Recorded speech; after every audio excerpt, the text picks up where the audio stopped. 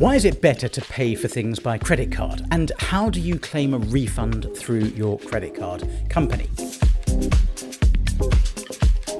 In this video, I'll explain how Section 75 of the Consumer Credit Act 1974 could be your knight in shining armour, how your credit card company can fill the gap if the company you've paid has gone out of business, and how to claim a refund through your credit card company. I'm Daniel Barnett, a barrister practicing in London and presenter of the Legal Hour on LBC Radio. If you want to stay up to date with my other videos, do subscribe to my channel and click the notification bell. I'll give you 4 seconds. 4, 3, 2, 1. Thank you. Before I start, it's important to say this video is for those who can afford a credit card and understand the obligations that come with one. I'm giving legal advice on the benefits of paying by credit card, not financial advice on whether or not you should have a credit card. The advantages of paying by credit card are in Section 75 of the Consumer Credit Act 1974, which applies to anyone who uses a credit card to purchase goods or services from a supplier. Where the user of a credit card, the debtor, yes, if you're buying something on a credit card, you are known as the debtor. Now that's a horrible word, but that's the word used in the Consumer Credit Act. The debtor has any claim against the supplier in respect of a misrepresentation or breach of contract. They shall have a like claim against the creditor, who with the supplier shall accordingly be jointly and severally liable to the debtor. The creditor, of course, is the provider of your credit card. Now, shall we try that again in English? It means that you, as the debtor, are just as entitled to claim against the credit card provider as you are against the original supplier.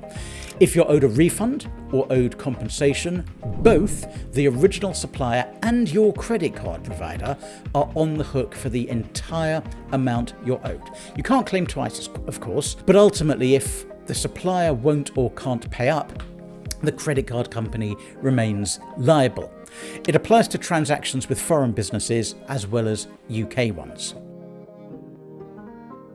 Although Section 75 is incredibly powerful, there are 3 key restrictions on when it doesn't apply. First of all, it doesn't apply if the value of the purchase is £100 or less, so it has to be £100 and a penny, or if the value of the purchase is over £30,000. The court is interested in the value of the whole purchase, not the amount you put on the card.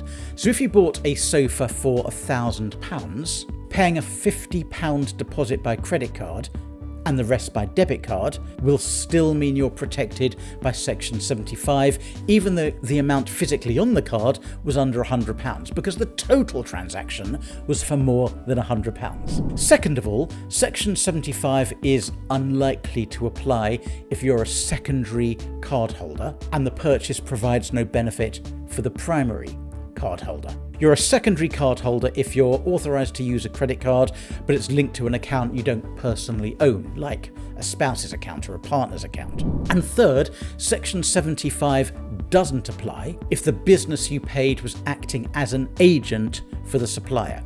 For example, if you bought concert tickets through a ticket agent, and the concert isn't as described, you won't be able to claim against your card provider because you didn't buy directly from the concert promoter. Hotel bookings made through an agent such as Expedia are also not eligible for Section 75 protection. It's also the case if you purchase items through a third party, such as Amazon Marketplace or eBay or Klarna, though Amazon or eBay or Klarna will often offer some sort of protection scheme themselves.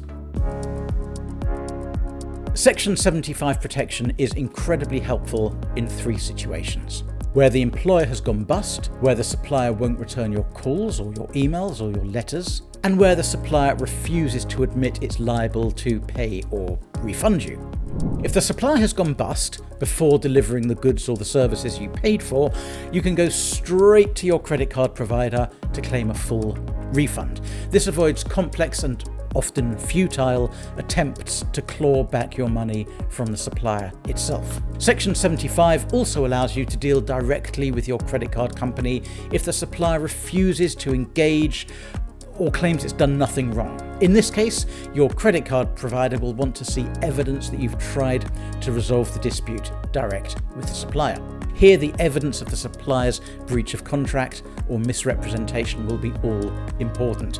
The more evidence you can gather that the goods or the services you purchased weren't provided competently or as described, the stronger your claim will be. Remember, the credit card company is essentially in the position of a judge trying to work out if you have a solid claim. It's in your interests to provide the best possible evidence. To start a claim, just use the online page provided by your credit card provider. Each is slightly different, though all ask for the same basic information. Once you've submitted your claim, the card provider is likely to ask for further evidence such as proof of purchase, terms and conditions, and photographs. Now, many claims will succeed at this point, but some credit card companies have a policy of saying no first time round to all but the most obvious claims. So ask again, ask them to reconsider, but if that doesn't work, you have two options. First of all, you can complain to the Financial Ombudsman. The Financial Ombudsman service governs credit card companies, and you can complain that your claim hasn't been dealt with fairly and reasonably. This is free, this is straightforward. You need to complain within 6 months of the card provider's original decision. I've included a link to the complaints page in the show notes below. If the Ombudsman agrees with you, it can order the credit card company to refund you in full, or even carry out the service properly or arrange for a repair. It can also award you compensation. Second of all, there's the nuclear option, taking the credit card provider to court. You're entitled to sue it as if it were the supplier. But this can be complex and time-consuming, and I'd go down the Financial Ombudsman route first. I hope you found this video useful. If you did, you might also be interested in this video. I'm Daniel Barnett. Thank you very much for watching. Bye-bye.